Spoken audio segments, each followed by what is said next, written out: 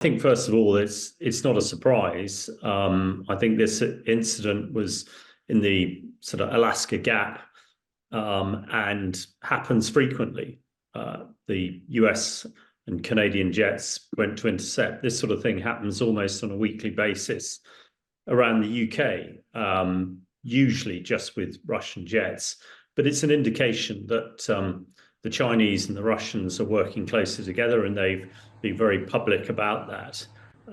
And it's a further indication to the UK that we really need to I think we take the threat from Russia very seriously, and all the support we're giving to the Ukrainians to hold the Russians there. But the Chinese are now flexing their military muscles. We're very concerned of their potential to invade Taiwan. But generally around the world, Chinese military is expanding. They've got the biggest fleet in the world now. And it's something we need to be aware of. So with the new government announcing a defence review that is starting, unfortunately, it's going to take a year to report, but it does recognise that China is a major threat, that we must make sure that we have a credible conventional deterrence. And what's very clear from the war in Ukraine is that currently the British military is not a credible conventional deterrence, and it needs to be because the security of this country is the most important thing that the government can do for us. And at the moment, they will be challenged. They are challenged because of what's happening with the Russians in Ukraine. And if the Chinese become more aggressive, then again, they will be challenged. And dictators like China and Russia really only heed strength. They exploit weakness. So it is another reminder that we must improve our defense capability.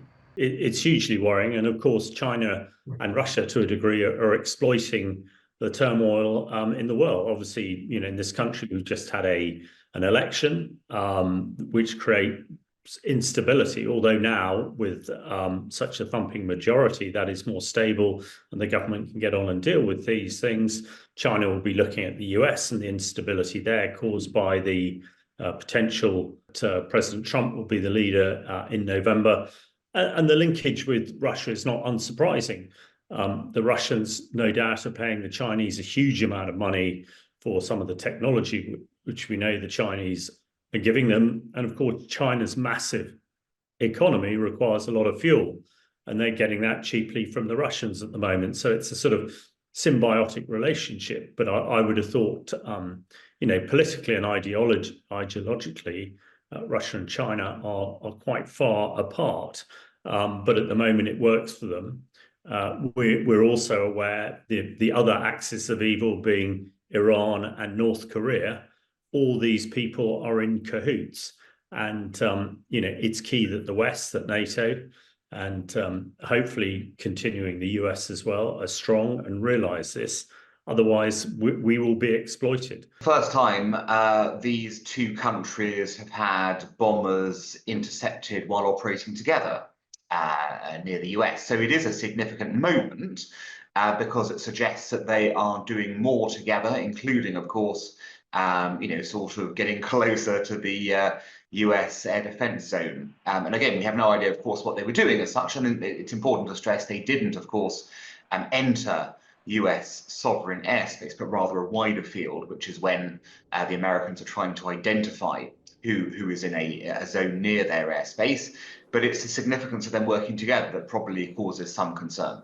Yes, I think what this clearly shows is that this new axis of disruptive powers, the Russia, China, North Korea, Iran axis, is increasingly doing more together.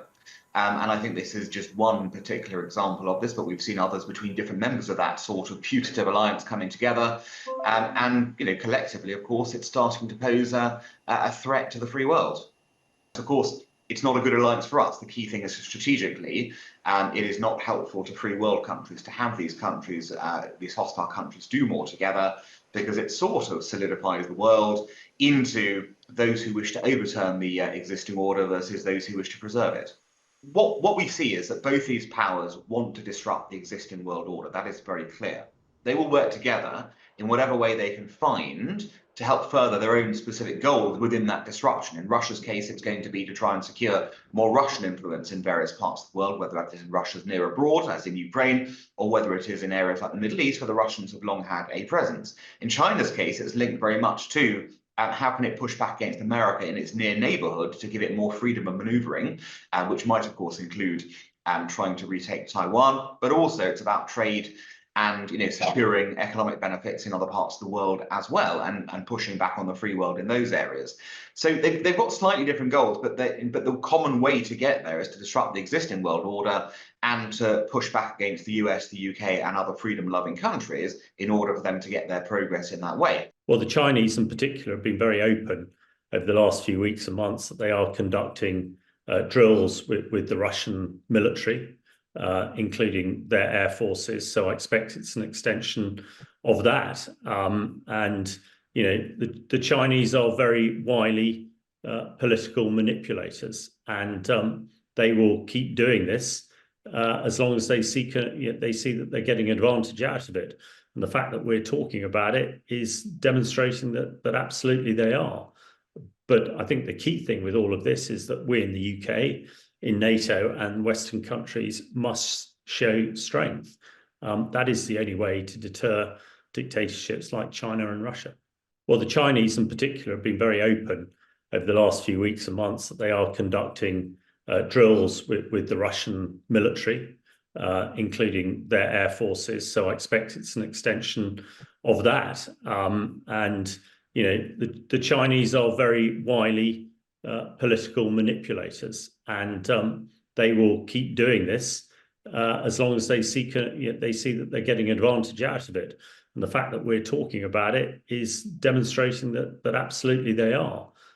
But I think the key thing with all of this is that we in the UK, in NATO, and Western countries must show strength. That is the only way to deter dictatorships like China and Russia. When it comes to financial power, absolutely China, they've got almost the biggest economy in the world, second behind the US. They are developing very, very quickly, and they're spending a lot of money on defense and security. At the moment, they only have about 300 nuclear warheads, opposed to the 4,000 or so of the US, and equivalents to Russia. But they are ideologically, politically, really the leaders in this. Russia is absolutely dependent on them to keep the Russian aggression going in Ukraine, and also the Iranians and North Koreans to a lesser degree are dependent on Chinese sort of financial and political support, and also the potential to develop some of their weapons of mass destruction as well. So I think it is clear that although Russia is the most aggressive, Russia has some nuclear weapons, but they're cancelled out by what the US and the UK have, and Russia's army is being absolutely devastated in Ukraine. I think the Chief of the General Staff said this week it would take 5 to 10 years to rebuild the Russian army. But China is a different order here. It's developing a very modern, capable army. It's got the biggest naval fleet in the world. It's developing its air force too, and it seems to have a limitless finance and money and desire to put behind it. So I think our focus in the future will be very much China. And I suppose the one thing that gives us hope that we can come to some sort of agreement with the Chinese is that they rely so heavily on Western dollars and pounds and euros to feed their economy. And at the end of the day, that is what drives the Chinese the most.